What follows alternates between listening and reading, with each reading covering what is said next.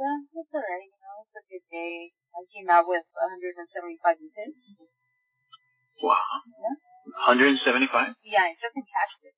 Just for vagina waxing? For vagina waxing. Like, oh my god, this is going to be such a great job, it looks brand new. It's like, yeah, pretty much. Wow. They all want to look at me as a girl. Oh my goodness, because that's what, they know, guys, they know that's the thing right now for guys. It's got to look like bald like a cue ball.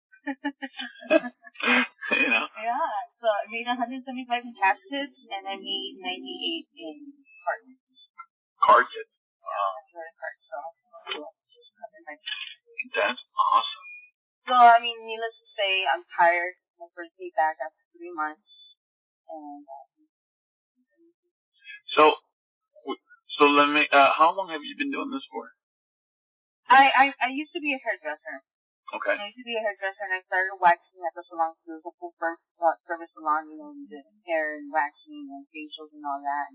And then I got over the hair. So then, I was living in San Antonio when I came back in late October, and I was looking for a job, and I was like, oh, I'm become a waxer. So I've been waxing full time since November. Wow. So that's like, yeah, like 5-6 months? Yeah. Do you like it? I do. I mean, it's less responsibility to me hair. Because I was at the salon, I was working about 57 hours a week. Right. And commission.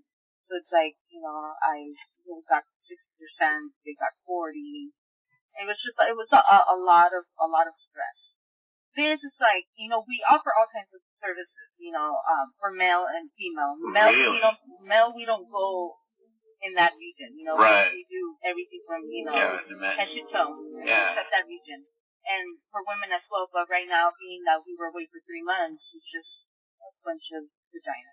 Right. Yeah, because I reckon, there could not be an institution for guys to do the same thing, because we have too much pride to fucking go to some places. And surprisingly enough, in the Hollywood locations, they do offer for men. Oh, snap. Yeah. Okay. But I hear it's tougher for men. But maybe it's more gay guys. I mean, come on. Like a straight dude, I'm just going to go ahead and just manscape in the shower and leave that thing clean. More for men.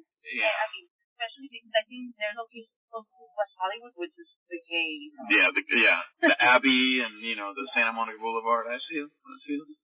They got to get everything waxed from head to toe. It's just, Boy. Any interesting stories? I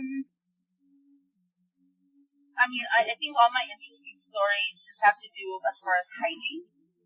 Because when we do a Brazilian is like just everything. Everything the butt. Yep. And there's, after first I start in the front, and then when I'm ready to go to the back, I tell them, put your knees up to your chest. And there's been times when there's still infected. Oh my God. Yeah. And then one time this girl came in and it just smelled really bad. And like, because first we have to cleanse the area, and it's like, that like dry blood. And I'm like, why? Why would you come? If you know somebody's going to be messing around with your vagina, like, why not shower? Exactly. That's just that. Yeah, so it's just cases like that. I've caught a few girls, like, they come in, they're not on their period, or they're about to go on their period, and I catch them, I'm like, I think you started your period. Oh, boy. Yeah, everything's more grotesque than anything. Right. But how do you, afraid of getting an STD or something? How do you guys go around that? Well, the thing is, we're taught to pretty much see what is there. If there's anything that might seem like it might be bumps or something that just doesn't seem correct, we can deny service and refer them to a physician because it just doesn't look right. FDA around the corner. Or if something smells off, same we're very, very sanitary, so we wear gloves. I'm a person that I'll change my gloves in between service if I have to. Okay. If I see that there's a lot of fluids or something, and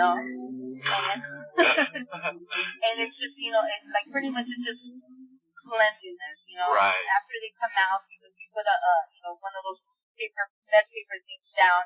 As soon as they get off, I throw it away, and I sanitize the bed, take off my gloves, sanitize, and then send them out the way, you know? Boy.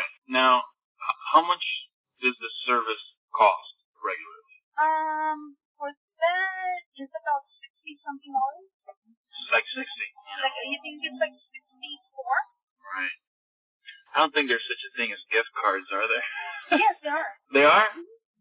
Just thinking, we consider a little bit of a personal insult. Here's a gift card to this place, so you can go take care of yourself. What are you saying? Because women are kind of, reading between the lines almost all the time. So, you're sending them a gift. We definitely do have gift cards, and a lot of women, or like even at one time, husband came in, and it was around Christmas time, and he knows that his wife comes all the time. Oh, okay. So he wanted to give her, her yearly pass. Right. Okay, that makes sense. Yeah. Or stuff like that. And there's a lot of people that come and they know that somebody comes and they'll give a gift card. That's the smart thing to do. You never want to do it just out of nowhere without knowing that the person is like, because then it's like an implication.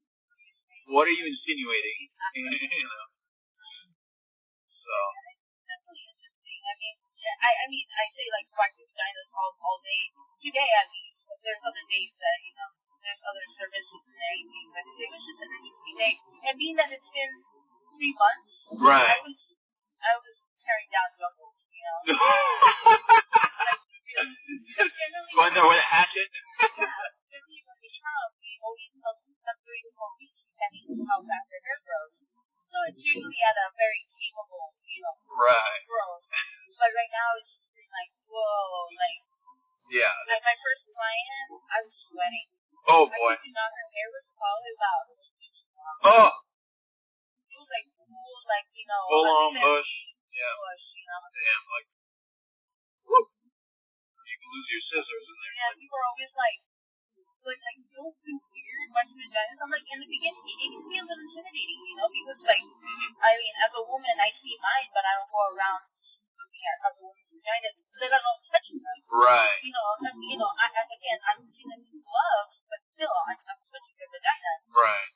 But afterwards, it just kind of becomes just another human body part. Another human body part. Exactly. Like, I forget that I'm watching vagina. Yeah, it's like you become desensitized to it, So it's very interesting perspective of just some people make everything out to be like more than it is, and then when you have it every single day, it's just nothing. That's why I don't mix business with pleasure.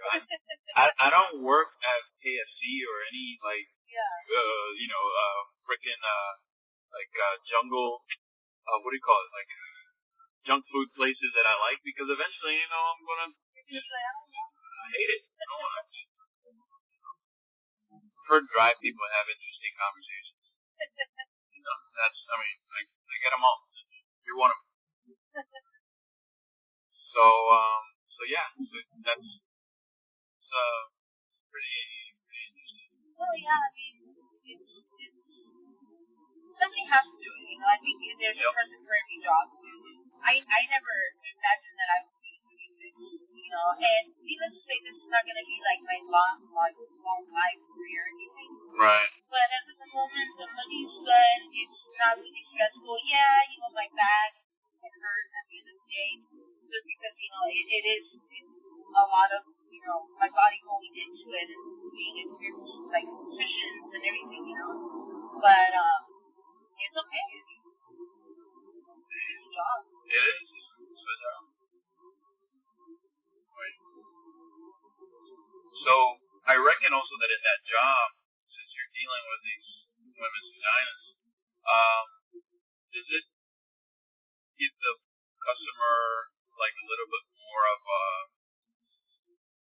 how do I put this?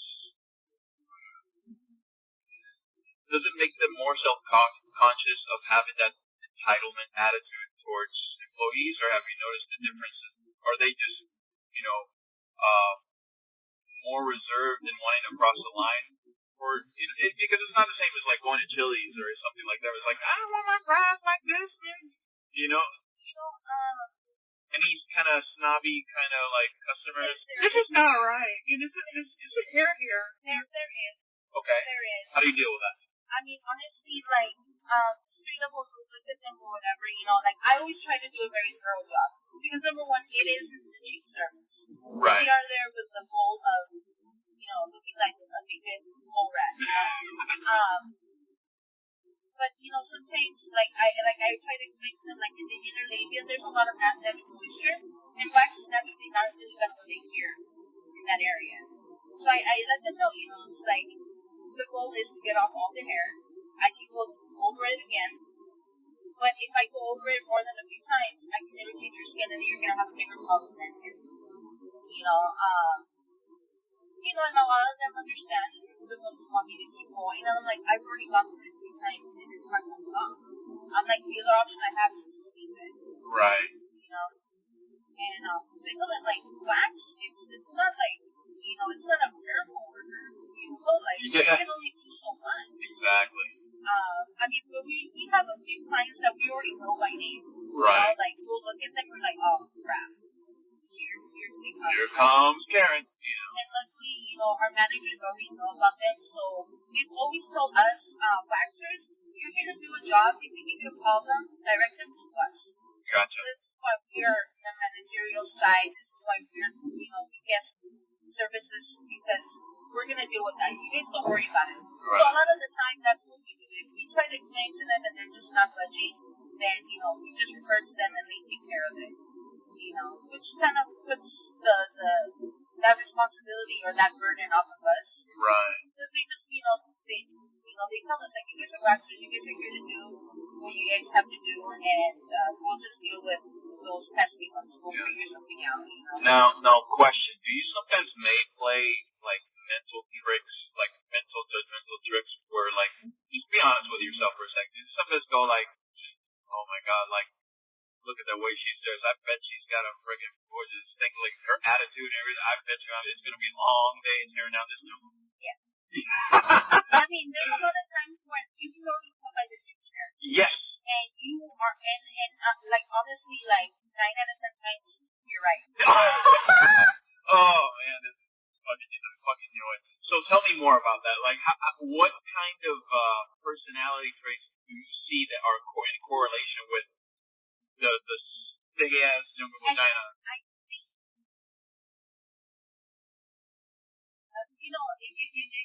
something really, I think it's really funny, because usually those are the ones that look like they want to be really bougie. Right. But it's they want to act like their shit don't stink, but right. It's the stink. You know what? And it's true, because I'm like, that girl looks a little ratchet. Yep.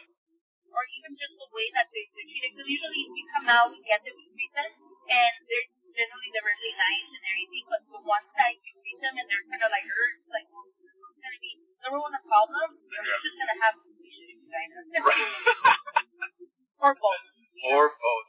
So, it's pretty much confirmed out of your field research. There is direct correlation between shitty personality and stinky pussy. It's a 9 out of 10 times.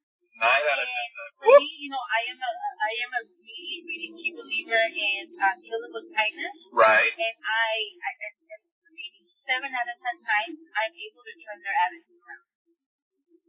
And that's the thing. Because, they want to give me attitude, and I just treat them with the most respect. You're not going to run over me, but you're also not going to get me to your level. You're right. And I'm just, just play friendly. They see they can get through me, and their attitude just changes. Wow. That's incredible. But, you get a little bit of everything, We have some people that are, overly nice, I've had a girl, a client tell me 20 times that she was so grateful for me. I'm like, okay, I guess I know I'm marking a vagina, but I'm also not a Christ here, turning vagina into mine, Right.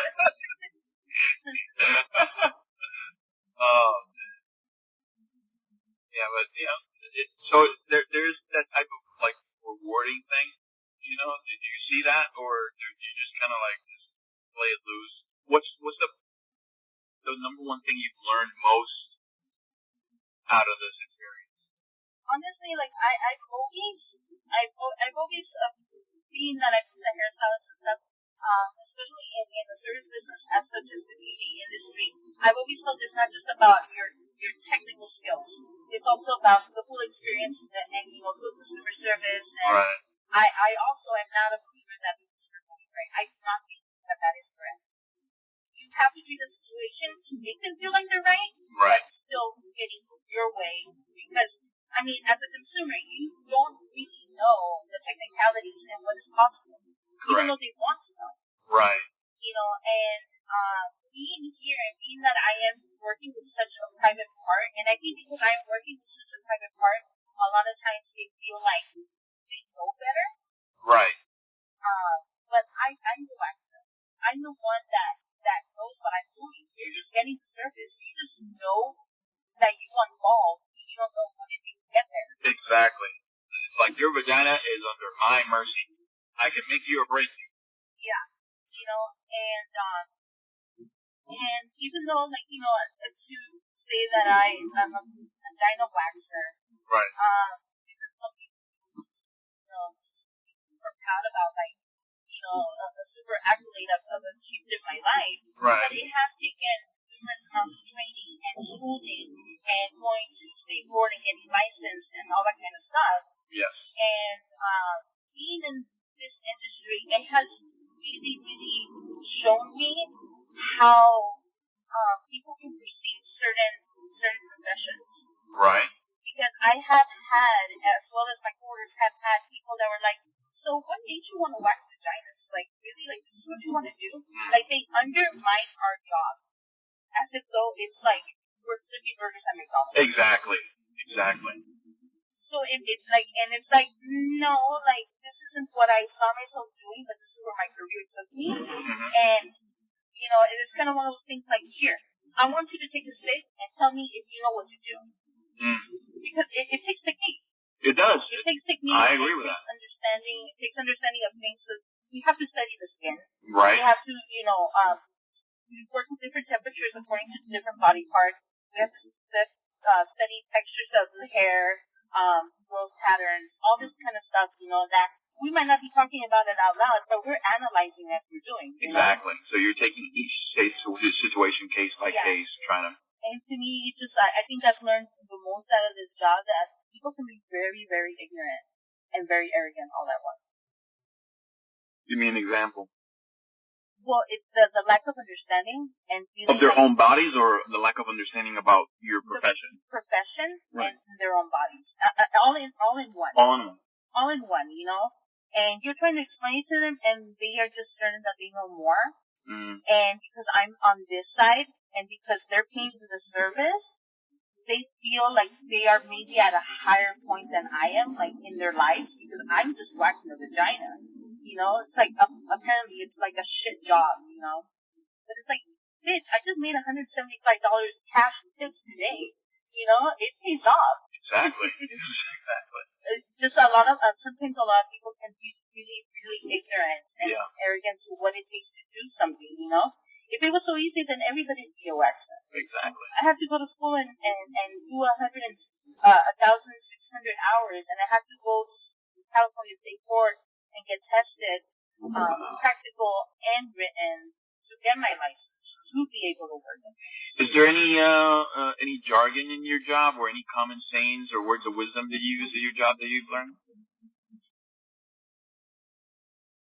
That, honestly, I can't really say as far as my job, per se, that they've instilled in me, because being that it's a beauty industry kind of thing, they're very about beauty and aesthetics and all that kind of stuff. But I take it upon myself to try and educate people as far as skin, because a lot of times it's like they have problems with their skin as far as ingrowns and all that kind of stuff. So I try to explain to them, and for me, it's like one of the biggest things I'm always talking about is exfoliation and moisturization and pH balances, and so I just try to educate them as far as that, at least so they can take it home with them and apply it. Because it's important. It's not just about getting a wax, but it's about taking care of your skin, Like, it's an abrasive process. You're ripping off skin, and you're going to irritate your skin, and you need to be able to help them take care of it in the long run, That is what I don't like about this job is that, like we have, that satellite radio stuff, and all of a sudden, they're talking about strut beautiful and all of this weird, curly, beautiful, vein stuff, and I'm just like, but it's more than that, you know? Offer more education on their skin here. Perfect. Wow, this has been quite a great conversation.